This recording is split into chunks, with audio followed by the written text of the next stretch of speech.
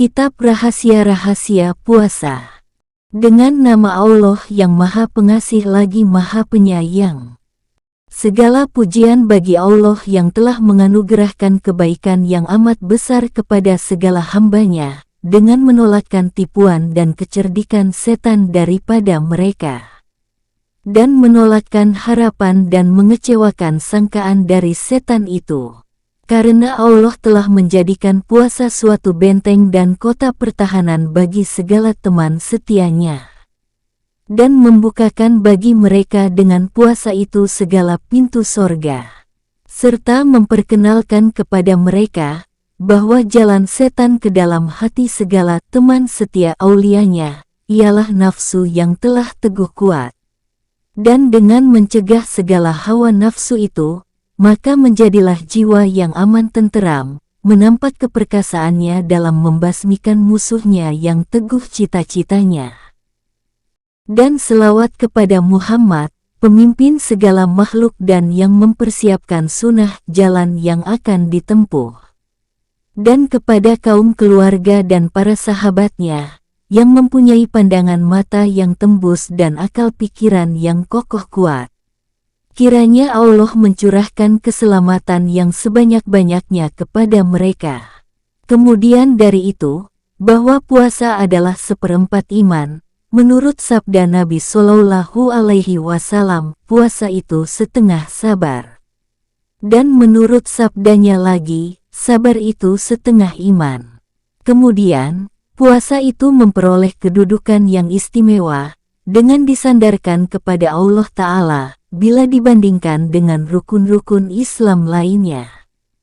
Karena firman Allah Ta'ala, menurut yang diceritakan Nabi Shallallahu Alaihi Wasallam, tiap-tiap perbuatan baik, pahalanya 10 kali, sampai kepada 700 kali, selain daripada puasa. Maka puasa itu adalah bagiku dan aku akan membalasinya.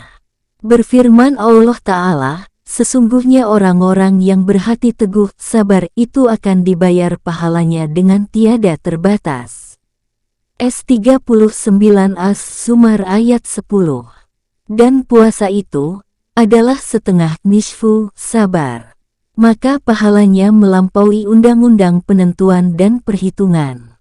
Cukuplah bagi Anda untuk mengetahui kelebihannya akan sabda Nabi Shallallahu Alaihi Wasallam, demi Allah yang jiwaku di dalam tangannya. Sesungguhnya bau busuk mulut orang yang berpuasa adalah lebih harum pada sisi Allah daripada bau kasturi. Berfirman Allah Ta'ala, sesungguhnya orang yang berpuasa itu meninggalkan hawa nafsu, makanan dan minuman karenaku. Maka puasa itu untukku dan aku akan membalasinya. Bersabda Nabi Shallallahu Alaihi Wasallam, sorga itu mempunyai sebuah pintu, yang dinamakan Ar-Rayyan, yang tidak memasuki pintu itu, selain orang-orang yang berpuasa. Dan dijanjikan dengan menjumpai Allah Ta'ala pada balasan puasanya. Bersabda Nabi Shallallahu Alaihi Wasallam, orang yang berpuasa itu mempunyai dua kesenangan, kesenangan ketika berbuka dan kesenangan ketika berjumpa dengan Tuhannya. Bersabda Nabi Shallallahu Alaihi Wasallam, tiap-tiap sesuatu itu mempunyai pintu. Dan pintu ibadah ialah puasa. Bersabda Nabi Shallallahu Alaihi Wasallam, tidur orang yang berpuasa itu ibadah. Diriwayatkan oleh Abu Hurairah bahwa Nabi Shallallahu Alaihi Wasallam bersabda, apabila masuk bulan Ramadan, maka terbukalah segala pintu sorga dan terkuncilah segala pintu neraka dan dirantaikan segala setan. Dan berserulah seorang penyeru, wahai orang yang ingin berbuat kebajikan, marilah kamu, wahai orang yang ingin berbuat kejahatan, hentikanlah dari kejahatan itu.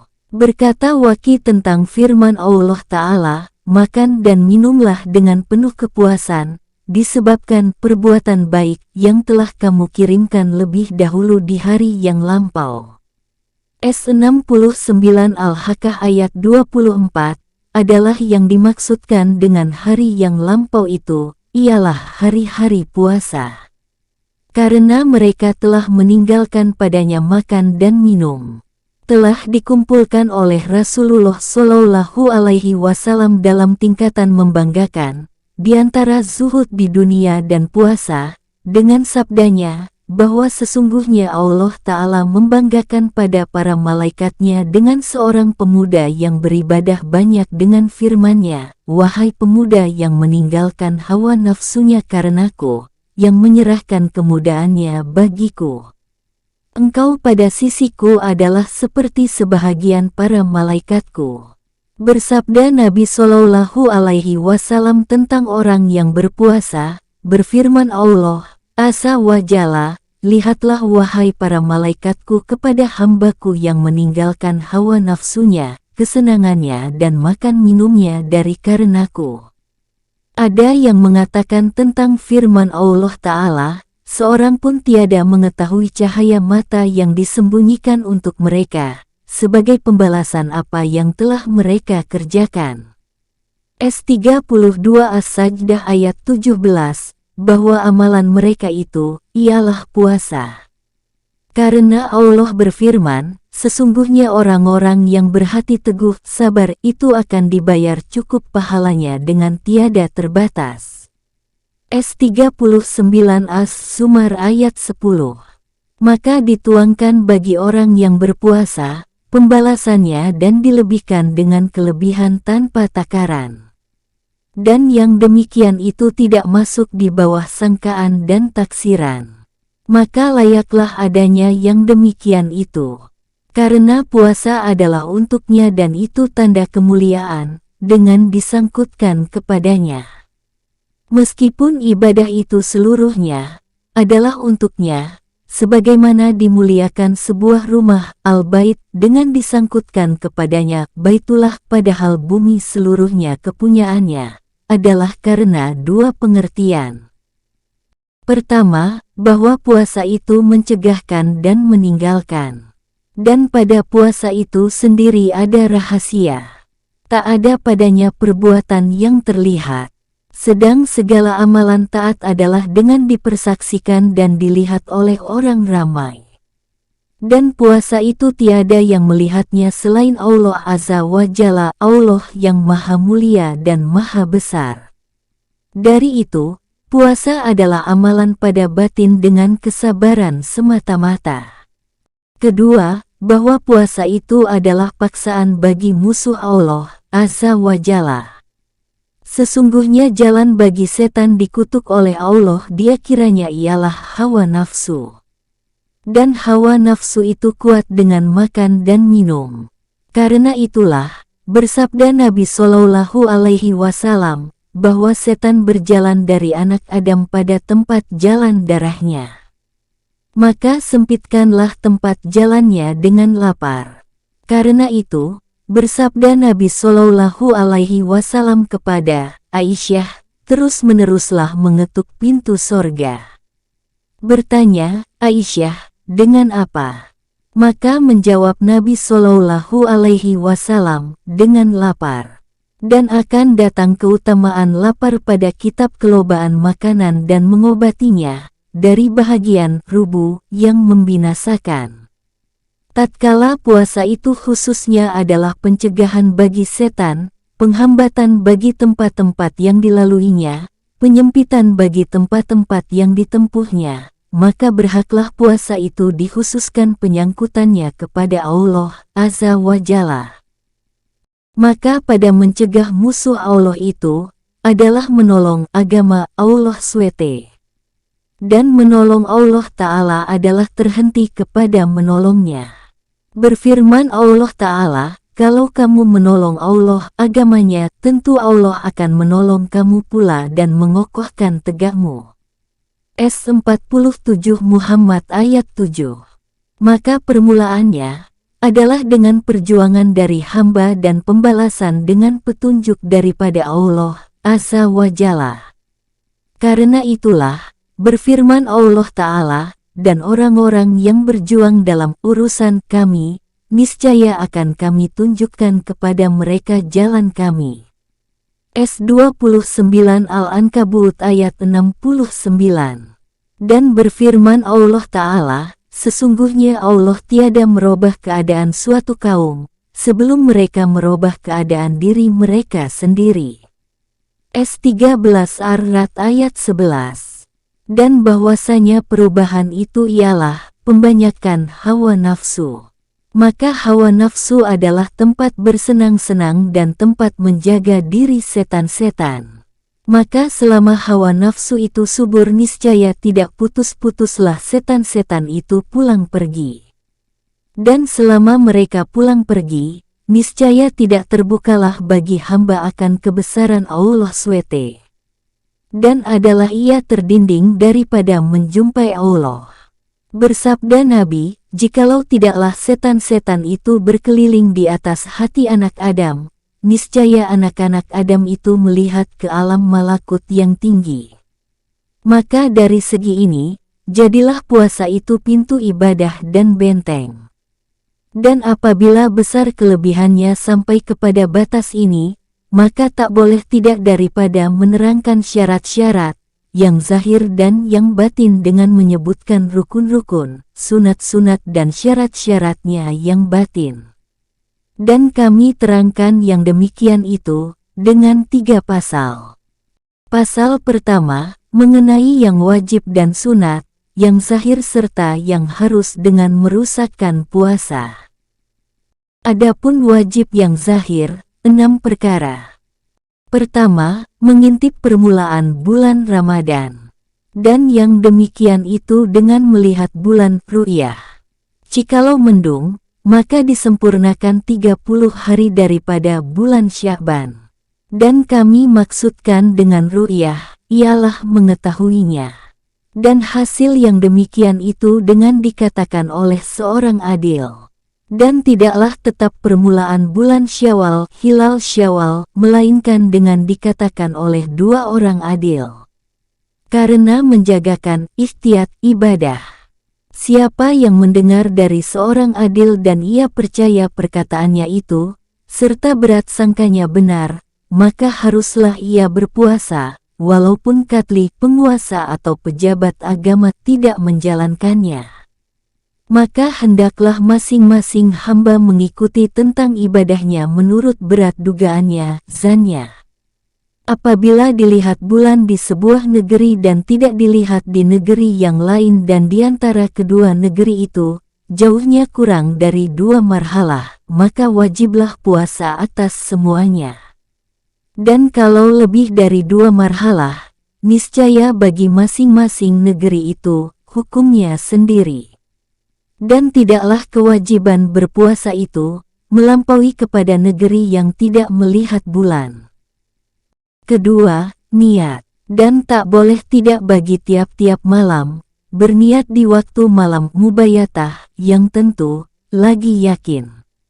Kalau diniatkan berpuasa bulan Ramadan sekali niat niscaya tidak mencukupi.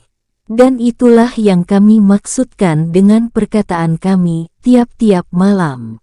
Dan kalau diniatkan pada siang hari, niscaya tidak memadai bagi puasa Ramadan dan puasa fardu lainnya, kecuali bagi puasa sunat. Dan itulah kami maksudkan dengan perkataan kami, di waktu malam mubayatah. Kalau diniatkan berpuasa secara mutlak atau diniatkan fardu secara mutlak, niscaya tidak memadai. Berniatlah fardu daripada Allah Azza wa Jalla puasa Ramadan. Kalau diniatkan pada malam diragukan, malam syak, apakah ia masih bulan Ramadan akan berpuasa besok, jikalau ia dari bulan Ramadan, niscaya tidak memadai. Karena malam syak itu, tidak yakin. Kecuali disandarkan niatnya kepada perkataan seorang saksi yang adil. Dan kemungkinan salah atau bohongnya saksi itu, tidaklah membatalkan keyakinan. Atau disandarkan kepada penyertaan suatu keadaan seperti syak hati pada malam penghabisan daripada Ramadan. Maka yang demikian itu, tidak mencegah keyakinan niat. Atau disandarkan kepada ijtihad pertimbangan, seperti orang yang ditahan di dalam lubang tanah, apabila berat dugaannya akan masuknya Ramadan dengan ijtihadnya pertimbangannya. Maka keraguannya itu tidaklah mencegahnya daripada niat. Manakala ia ragu pada malam syak, hari yang meragukan, niscaya tidak bermanfaat akan yakinnya niat dengan lisan.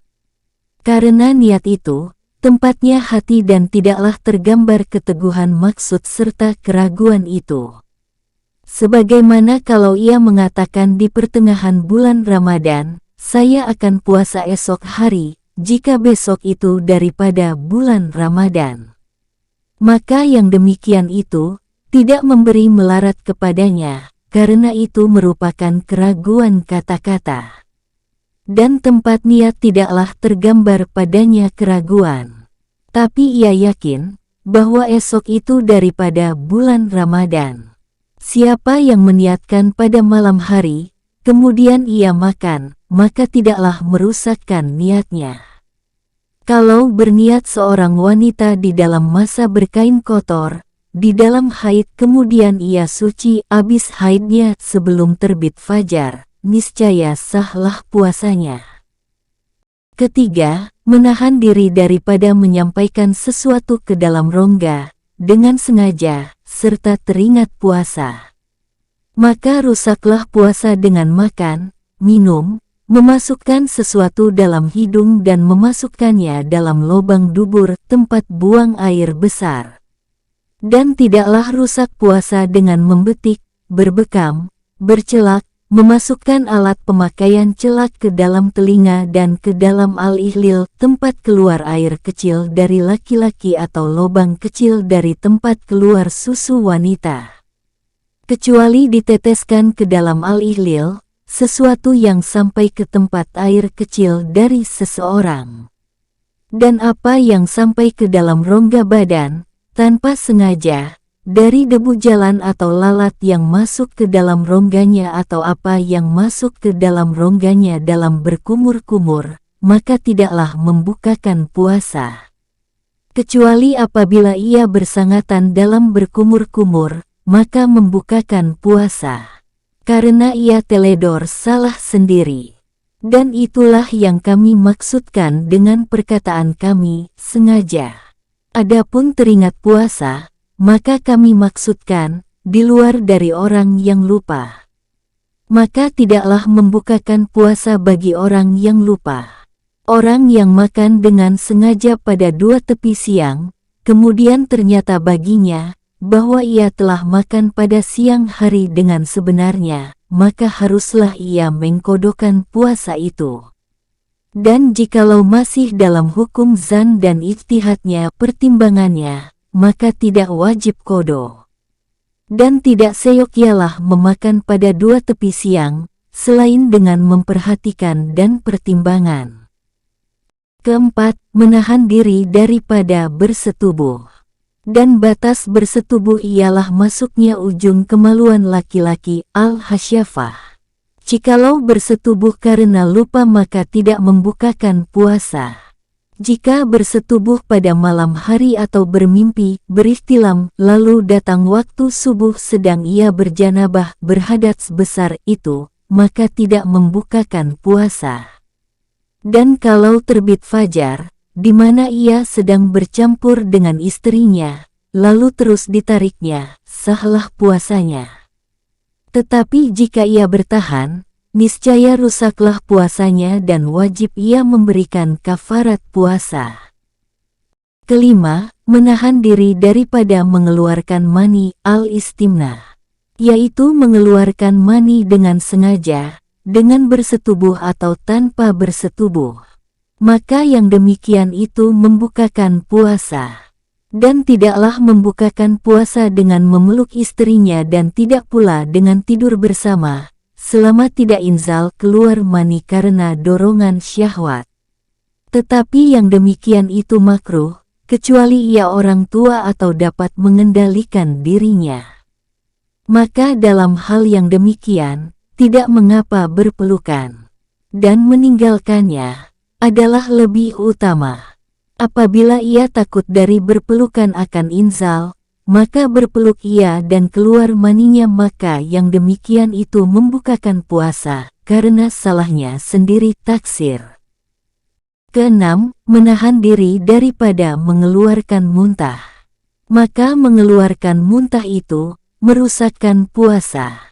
Dan jika termuntah, maka tidaklah merusakkan puasanya.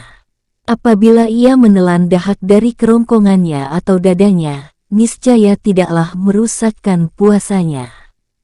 Karena merupakan suatu kelapangan ruhsyah lantaran meratanya bahaya yang demikian itu.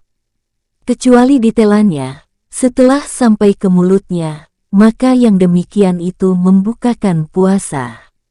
Adapun yang harus dilaksanakan dengan terbukanya puasa itu, 4 perkara. 1. Mengkodokkan. 2. Memberi kafarat. 3. Memberi fidyah dan 4. Menahan diri pada siang hari itu, untuk menyerupakan diri dengan orang yang berpuasa. 1. Tentang kodo, maka wajibnya adalah umum atas tiap-tiap muslim mukalaf orang dewasa, yang meninggalkan puasa dengan halangan, usur, atau tanpa halangan. Wanita yang berkain kotor, berhaid, mengkodokkan puasa. Dan begitu pula orang yang murtad, orang yang keluar dari agama Islam kemudian kembali ke dalam Islam, maka haruslah mengkodokkan puasanya. Adapun orang kafir, anak di bawah umur dan orang gila, maka tak adalah kodo di atas mereka. Dan tidaklah disyaratkan berturut-turut dalam mengkodokkan puasa Ramadan. Tetapi dikodokan menurut kehendak dari yang mengkodokkan, bercerai-berai atau berkumpul berturut-turut. 2. Tentang kafarat, maka tidak wajib, kecuali disebabkan oleh bersetubuh. Adapun mengeluarkan mani, makan, minum dan selain daripada bersetubuh, maka tidaklah wajib kafarat. Kafarat, ialah memerdekakan seorang budak. Jika sukar, maka berpuasa 2 bulan berturut-turut.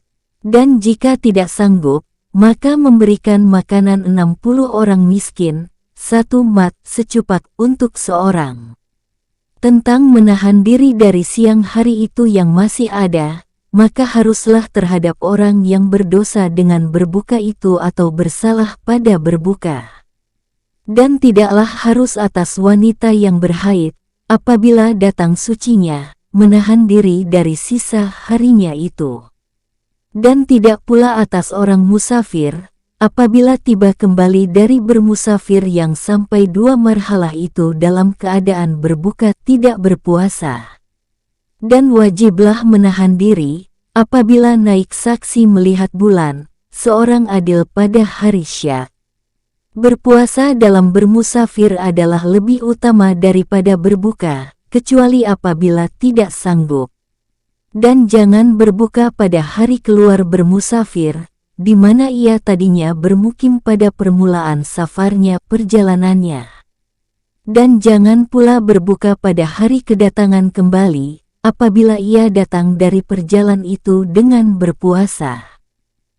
3. Tentang fidyah, maka wajiblah atas wanita hamil dan wanita yang menyusukan, apabila keduanya berbuka, lantaran takut membawa melarat kepada anaknya. Fidyah itu diwajibkan untuk tiap-tiap hari 1 mat gandum atau beras untuk seorang miskin, serta mengkodokannya. Dan orang yang sudah terlalu tua, apabila tidak berpuasa, maka bersedekah tiap-tiap hari 1 mat. Adapun sunat, maka 6 perkara, mengemudiankan sahur, menyegerakan berbuka dengan tamar atau air sebelum salat, meninggalkan menggosok gigi, bersugi, sesudah zawal gelincir matahari, bermurah hati di dalam bulan Ramadan, karena keutamaan-keutamaan yang telah diterangkan pada zakat dahulu. Bertadarus Al-Quran dan beriktikaf dalam masjid, lebih-lebih pada 10 yang akhir daripada bulan Ramadan. Karena yang demikian adalah kebiasaan Rasulullah Shallallahu Alaihi Wasallam. adalah Rasul Shallallahu Alaihi Wasallam apabila masuk 10 yang akhir, lalu melipatkan tikar, mengikatkan pinggang dan telah membiasakan dirinya dan keluarganya yang demikian untuk melakukan ibadah. Artinya, berkekalan menegakkan ibadah. Karena pada 10 yang akhir itu, terdapat malam Lailatul Qadar. Dan yang lebih kerap kali, Lailatul Qadar itu pada malam yang ganjil dari 10 yang akhir. Dan malam yang ganjil yang lebih mendekati, ialah malam 1, 21, malam 3, 23, malam 5, 25, dan malam 7, 27. Dan berturut-turut dalam beriktikaf ini adalah lebih utama. Jika bernazar, berhajat akan mengerjakan itikaf berturut-turut atau meniatkan berturut-turut, niscaya putuslah berturut-turutnya dengan keluar dari masjid, tanpa ada kepentingan. Seperti kalau ia keluar untuk berkunjung pada orang sakit iadah, atau menjadi saksi atau mengantarkan jenazah mayat, atau berziarah atau membarukan bersuci. Dan jikalau keluar untuk membuang air, niscaya tidak putus itikaf. Dan boleh ia berwudhu di rumah dan tidak seyogyanya ia meningkat kepada urusan lain. Adalah Nabi Shallallahu Alaihi Wasallam tidak keluar, kecuali untuk keperluan manusia, membuang air besar atau air kecil. Dan ia tidak menanyakan dari hal orang sakit, kecuali melaluinya saja.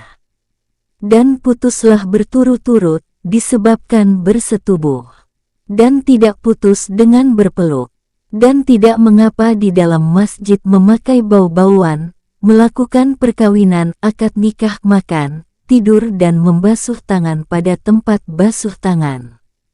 Semuanya ini kadang-kadang diperlukan dalam melakukan itikaf berturut-turut itu, dan tidak putus berturut-turut dengan mengeluarkan sebahagian badan. Adalah Nabi Shallallahu Alaihi Wasallam mendekatkan kepalanya, lalu disisirkan rambutnya oleh Aisyah, sedang Aisyah berada di dalam kamar. Manakala orang yang melakukan itikaf mutakif itu, keluar untuk menunaikan keperluannya, melakukan qada hajat, membuang air besar atau air kecil, lalu apabila ia kembali seyokyalah mengulang kembali niatnya. Kecuali apabila ia telah berniat pada mulanya, 10 hari umpamanya. Meskipun begitu, yang lebih baik, niat itu diperbarui. Pasal kedua, mengenai rahasia-rahasia puasa dan syarat-syarat batiniyahnya. Ketahuilah, bahwa puasa itu 3 tingkat, puasa umum, puasa khusus dan puasa yang khusus dari khusus lebih khusus lagi. Adapun puasa umum, maka yaitu mencegah perut dan kemaluan daripada memenuhi keinginannya, sebagaimana telah lalu penguraiannya. Adapun puasa khusus, maka yaitu pencegahan pendengaran, penglihatan, lidah, tangan, kaki dan anggota-anggota tubuh lainnya daripada dosa. Adapun yang khusus dari khusus, maka yaitu puasa hati daripada segala cita-cita yang hina dan segala pikiran duniawi serta mencegahnya daripada selain Allah Azza wa Jalla secara keseluruhan. Dan hasilah berbuka daripada puasa ini, dengan berpikir pada selain Allah Azza wa Jalla dan hari akhirat dan dengan berpikir tentang dunia. Kecuali dunia yang dimaksudkan untuk agama. Maka yang demikian itu adalah sebagian daripada perbekalan akhirat dan tidaklah termasuk dunia. Sehingga berkatalah orang-orang yang mempunyai hati, barang siapa tergerak cita-citanya, dengan bertindak pada siang harinya untuk memikirkan bahan pembukaan puasanya, niscaya dituliskan suatu kesalahan kepadanya. Karena yang demikian itu, termasuk kurang kepercayaan dengan kurnia Allah Azza wa Jalla dan kurang yakin dengan rezeki yang dijanjikan. Inilah tingkat nabi-nabi, orang-orang sidik dan orang-orang muqarrabin. dan tak panjanglah pandangan mengenai penguraiannya secara perkataan, tetapi mengenai penyelidikannya secara pelaksanaan. Karena itu adalah menghadapkan cita-cita sejati kepada Allah Azza wa Jalla, dan berpaling daripada selain Allah SWT dan memakai akan pengertian firman Allah Azza wa Jalla, katakanlah Allah. Kemudian biarkanlah mereka main-main dengan percakapan kosongnya. S6 Al-An'am ayat 91. Adapun puasa khusus, yaitu puasa orang-orang solih, yaitu mencegah segala anggota badan dari dosa, dan kesempurnaannya adalah dengan 6 perkara.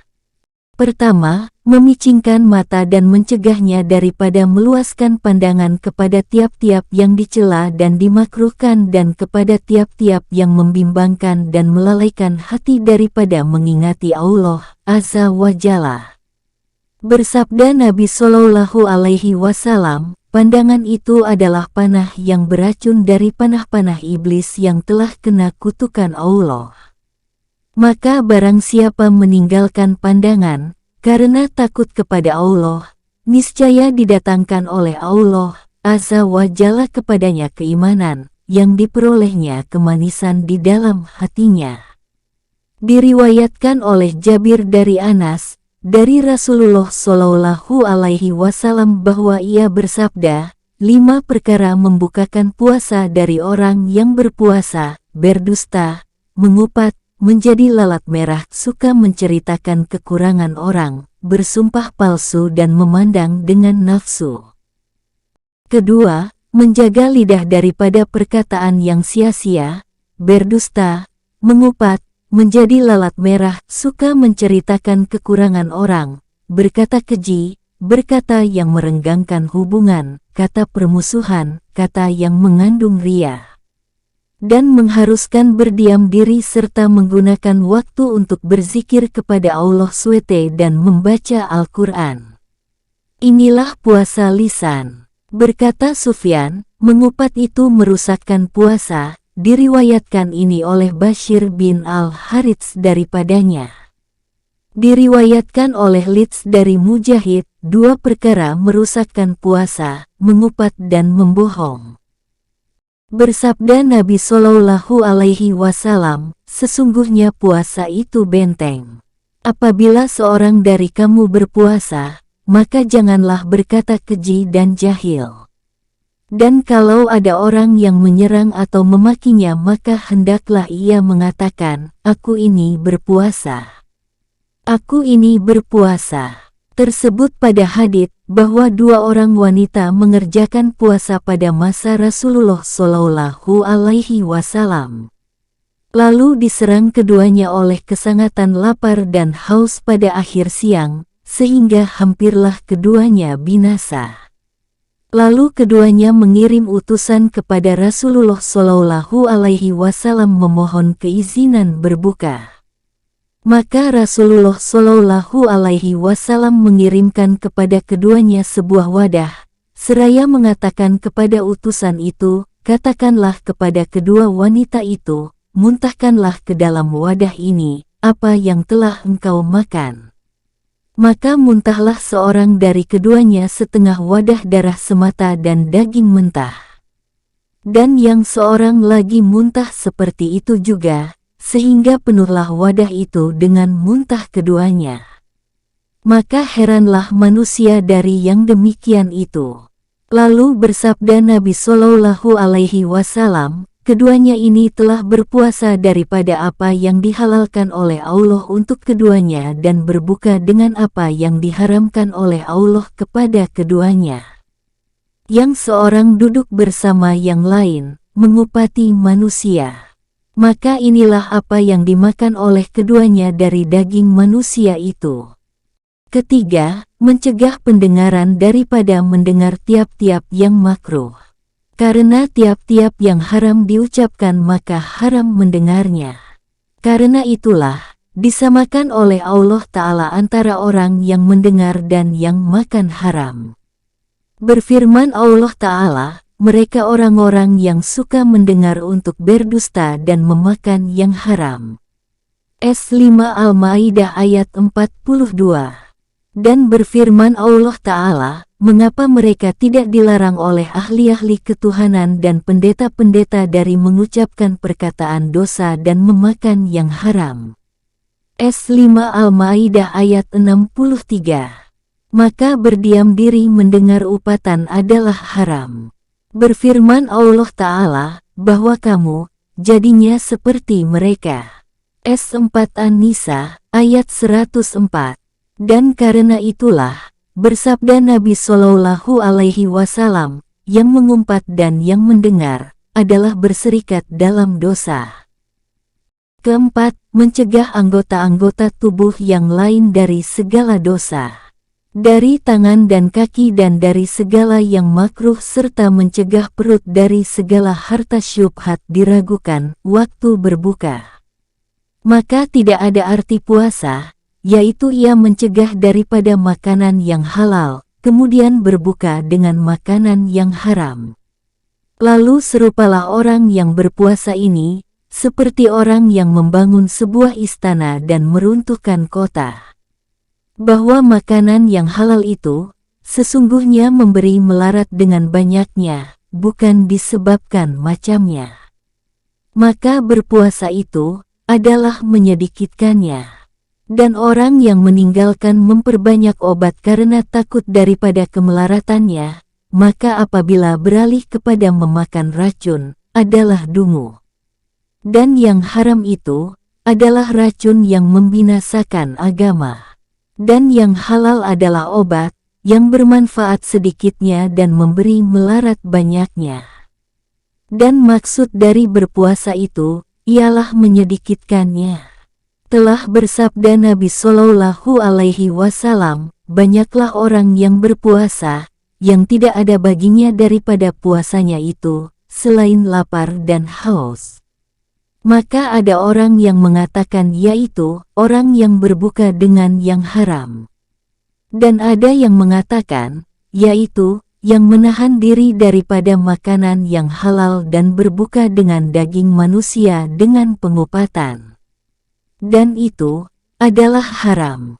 Dan ada yang menyatakan, yaitu, orang yang memelihara anggotanya dari dosa. Kelima, bahwa tidak membanyakkan makanan yang halal waktu berbuka, di mana rongganya penuh melimpah.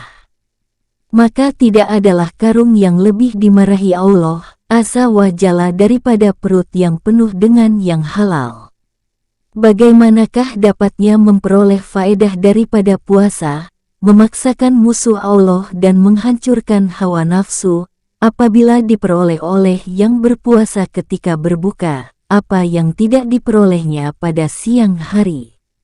Kadang-kadang bertambah lagi, dengan berbagai macam warna makanan, sehingga berjalanlah kebiasaan dengan menyimpan segala macam makanan itu untuk bulan Ramadan. Maka dimakanlah segala makanan itu di dalam bulan Ramadan, apa yang tidak dimakan dalam bulan-bulan ini. Dan dimaklumi, bahwa maksud dari berpuasa, ialah mengosongkan perut dan menghancurkan hawa nafsu, untuk menguatkan jiwa kepada bertakwa. Apabila perut ditolak daripada makanan, dari pagi hari sampai sorenya, sehingga perut itu bergolak keinginannya dan bertambah kuat kegemarannya, kemudian disuguhkan dengan makanan yang lezat-lezat dan kenyang, niscaya bertambahlah kelezatan dan berlipat gandalah kekuatannya serta membangkitlah dari nafsu syahwat itu, apa yang diharapkan tadinya tenang, jikalau dibiarkan di atas kebiasaannya. Maka jiwa dan rahasia puasa, ialah melemahkan kekuatan yang menjadi jalan setan dalam mengembalikan kepada kejahatan. Dan yang demikian itu, tidak akan berhasil, selain dengan menyedikitkan makanan. Yaitu, memakan makanan yang dimakan tiap-tiap malam jikalau tidak berpuasa. Apabila dikumpulkan apa yang dimakan pada pagi hari, kepada apa yang dimakan pada malam, maka tidaklah bermanfaat dengan puasanya itu. Bahkan sebahagian daripada adab berpuasa, tidak membanyakkan tidur pada siang hari, sehingga dirasainya lapar dan haus. Dan dirasainya lemahnya kekuatan. Maka jernihlah ketika itu hatinya serta berkekalanlah pada tiap-tiap malam sekedar kelemahan, sehingga ringanlah mengerjakan salat tahajud dan wirid-wiridnya. Maka semoga setan tidak mengelilingi hatinya, lalu dapat ia memandang ke alam tinggi. Dan malam Lailatul Qadar adalah malam yang terbuka padanya sesuatu dari alam malakut. Dan itulah yang dimaksudkan dengan firman Allah Ta'ala, sesungguhnya Al-Quran itu, kami turunkan pada malam Lailatul Qadar, malam kemuliaan, S97 Al-Qadar ayat 1.